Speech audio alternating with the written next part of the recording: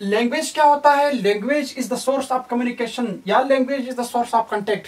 जुबान रब्ते का एक जरिया है। ओके, इसी जुबान के असूलों के बारे में पढ़ना क्या कहलाता है? ग्रामर कहलाता है। ओके, आज की क्लास बिल्कुल बुनियादी है, जिसमें हम alphabets, capital letters, small letters, vowels, consonants, semi vowels, word, sentence structures, ये सब हम डिस्कस करने जा रहे हैं। इसके साथ साथ हम ग्रामर को भी डिफाइन करेंगे, लैंग्वेज को भी डिफाइन करेंगे। जितना भी बुनियादी ग्रामर पॉसिबल हो सका हम इस वीडियो में कवर करने जा रहे हैं। तो चलिए आज का वीडियो शुरू करते हैं बिला ताखिर के।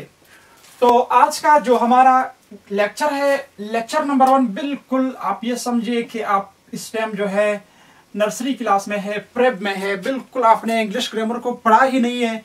तो आज हम बेसिक ग्रामर पढ़ेंगे, जिसमें हम वर्ड्स का स्ट्रक्चर है, सेंटेंस का स्ट्रक्चर है, कैपिटल स्मॉल लेटर्स है, उनका यूजेज है, लैंग्वेज है, ग्रामर है, इन सब को जो है ना कवर करने जा रहे हैं।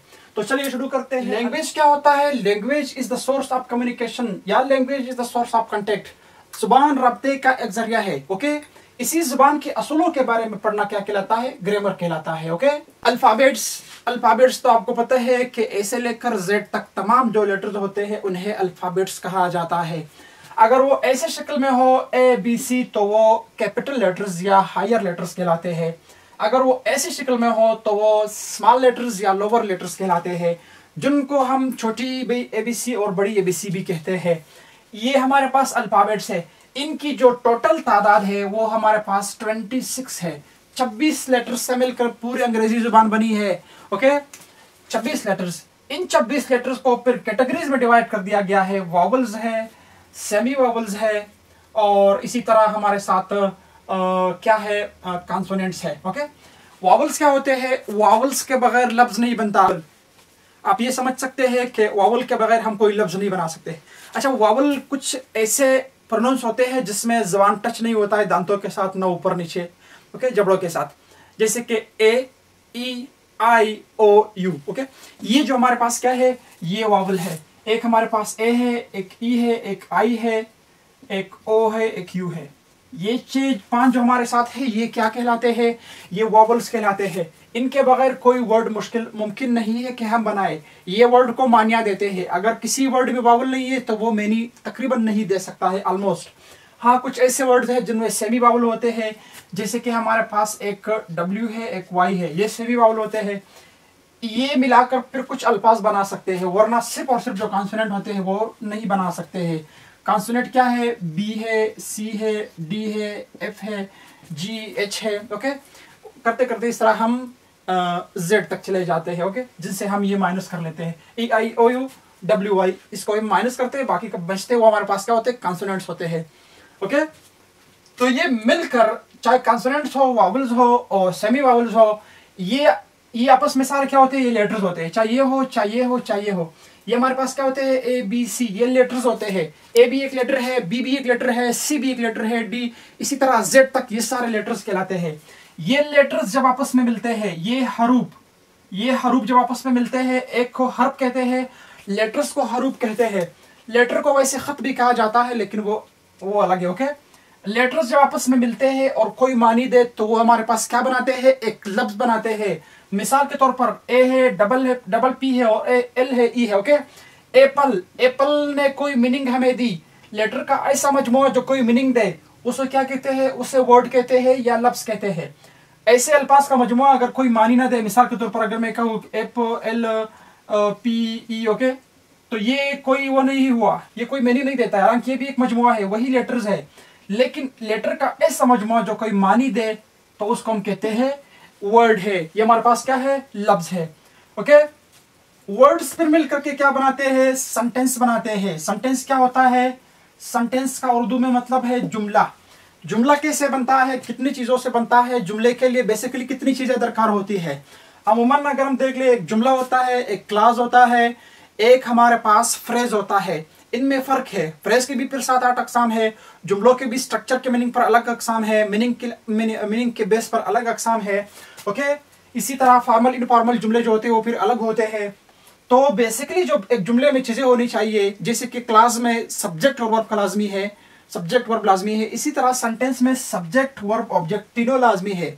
उसके बाद अगर आप कोई सेंटेंस के साथ कोई और स्ट्रक्चर जुड़ाते हैं तो उस स्ट्रक्चर को फिर हम कहते हैं EOP, एक्सटेंशन ऑफ प्रेडिकेट, या एक्स्ट्रा पार्ट ऑफ सेंटेंस को हम कहते हैं एक्स्ट्रा पार्ट। ओके, अब आई ईट फूड, ये पहला जो हमारे पास है परफॉर्म्स करने वाला, जो कोई एक्शन परफॉर्म करता है उसको हम कहते हैं सब्जेक्ट। ओके, जिससे जो भी किसी चीज पर काम कर रहा है, कोई भी एक्शन अंजाम दे रहा है, उसको हम अमूमन बेसिक लेवल पर इसको हम सब्जेक्ट को ऐसे डिफाइन कर सकते हैं। सब्जेक्ट को उर्दू ज़बान में कहते हैं फाइल। फाइल का मतलब है काम करने वाला। ओके, फाइल का मतलब है काम करने वाला।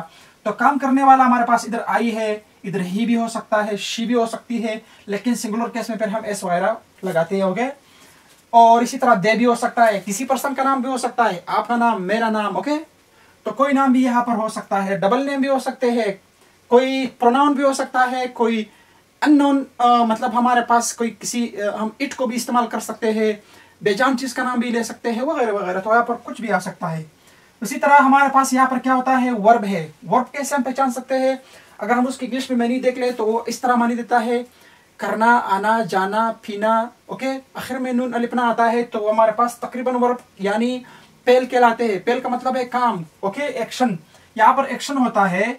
उसके बाद हमारे पास आता है ऑब्जेक्ट। ये जो एक्शन, ओके, जो एक्शन रिसीवर है हमारे पास, जिस चीज पर एक्शन हो रहा है, जो चीज मुतासिर हो रहा है, उसको हम ऑब्जेक्ट कहते हैं।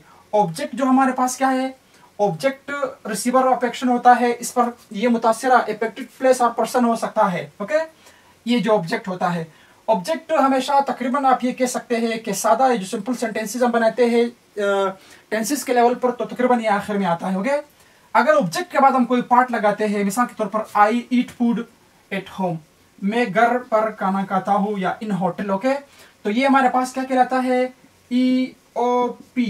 वैसे ये कैपिटल लेटर में लिखा जाता है, बहरहाल मैंने स्मॉल में लिखा। ओके, इसको एक्स्ट्रा पार्ट कहते हैं या एक्सटेंशन ऑफ प्रेडिकेट कहते हैं। ये जुमले का इजाफी हिस्सा होता है। ओके, जब हम एक्टिव से पैसिव में चेंज करते हैं तो उस टाइम भी ये उसी तरह आखिर में ही लगता है। जैसे कि आई प्ले क्रिकेट, यहाँ तक भी जुमला काफी है, सब्जेक्ट है, वर्ब है, ऑब्जेक्ट है। लेकिन अगर हम ऐसा लगाए कि इन द ग्राउंड, या इन ग्राउंड, या इन स्टेडियम वगैरह वगैरह, तो ये हमारे पास क्या होता है, ये पर EOP बन जाती है। ओके, एक्स्ट्रा पार्ट या एक्सटेंशन ऑफ प्रेडिकेट। यहाँ पर अगर हम एक और चीज देख ले, कैपिटल लेटर्स जो होते हैं, बड़ी हरूफी तेजी जो हो सकती है हमारे पास क्या है, ये हम इनको कैटेगराइज करते हैं कि इनका जो इस्तेमाल है वो कहाँ पे होता है। कैपिटल लेटर्स का जो हमारे पास इस्तेमाल है, वो आप ये कह सकते हैं कि हमारे पास proper nouns. Okay, proper nouns यानी जो हमारे पास इसमें मार्पा होते हैं, खास नाम जो होते हैं उनके शुरू में हम लगाते हैं। ओके, खास नाम क्या होता है, किसी खास शख्स का नाम, किसी खास जगह का नाम। ओके, या किसी खास चीज का नाम। ओके, मिसाल के तौर पर मैं कहता हूं कि टेक्नो मोबाइल। ओके, या किसी खास और चीज आपका नाम। Okay, DSLR camera. ओके, तो ये हमारे पास क्या होते हैं, ये खास पर्सन है। किसी भी बंदे का नाम अगर चूज कर लेते हैं तो हमारे पास प्रॉपर नाउन बनता है। ओके, हरनाई, किसी भी जगह का आप नाम मखसूस कर लेते हैं तो हमारे पास प्रॉपर प्लेस है। अगर किसी खास चीज को, एक हमारे पास आता है मोबाइल, एक हमारे पास आता है टेक्नो मोबाइल, आईफोन मोबाइल, जो भी मोबाइल हो सकता है। ओके, तो ये हमारे पास क्या होते हैं, इनके शुरू का जो पहला लेटर होता है वो हमारे पास क्या आता है, वो कैपिटल होना चाहिए। इसी तरह जो हमारे त्यौहार होते हैं, हॉलीडेज होते हैं, उनके साथ, इसी तरह हमारे वीक्स के जो डेज होते हैं, मसलन हफ्ते के दिनों के नाम Sunday, Monday, Tuesday, Friday. Okay, something, इनके साथ शुरू में ये लगता है। जनवरी, फरवरी, मार्च, अप्रैल, मई, जून, जुलाई। ओके, इनके साथ महीनों के नाम के साथ शुरू में हम क्या लगा सकते हैं, हम कैपिटल लेटर्स का इस्तेमाल करते हैं, बड़ी हरूफी तेजी का इस्तेमाल कर सकते हैं। ओके, चाहे वो बीच में आ जाए, कहाँ पर भी आ जाए, कैपिटल लेटर का इस्तेमाल हमारे लिए बहुत ज्यादा लाजमी हो सकता है। हमारे जो मजहबी त्यौहार है या कौमी त्यौहार है, इनको शुरू में भी हम यहाँ लगा सकते हैं, मसलन कल्चर डे है वगैरह वगैरह, होली, दिवाली है, क्रिसमस है, जो भी है, ईद है। ओके, इसी तरह इन चीज़ों के अलावा अगर किसी जुबान का नाम आ जाए, मसलन इंग्लिश, उर्दू, हिंदी, पंजाबी, बंगाली, जो भी है, उनके शुरू में भी हम कैपिटल लेटर्स का इस्तेमाल करते हैं। समझे कि नहीं समझे? ओके, इसके अलावा ऐसी भी चीज़ें होते हैं हमारे पास, ऐसे हथियार होते हैं, इसी तरह ऐसे बम्स हमारे पास होते हैं। ओके, ऐसे और चीज़ें होती है, मखसूस स्पेसिफिक चीज़ें, जिनके नाम भी हम कैपिटल लेटर से लिखते हैं। ओके, कुछ पहाड़ों के नाम भी हो सकते हैं, वो भी जगहों में आते हैं।